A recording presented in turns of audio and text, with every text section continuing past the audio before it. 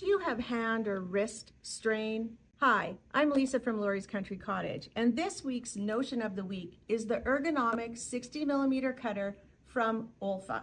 This cutter is perfect for cutting multiple layers and for bag making and for trimming your quilts. It's right and left-handed. All you do is pull the handle to engage the blade, let it go and the blade is hidden, and it's got a lock. It's great for cutting through multiple layers of cotton. This is 8 layers of cotton.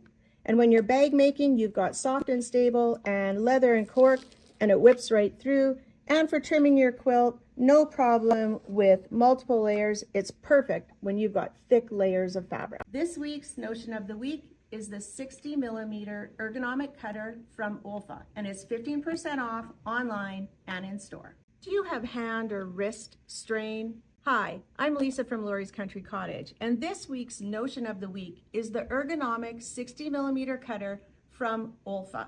This cutter is perfect for cutting multiple layers and for bag making and for trimming your quilts. It's right and left-handed. All you do is pull the handle to engage the blade, let it go and the blade is hidden, and it's got a lock. It's great for cutting through multiple layers of cotton. This is 8 layers of cotton.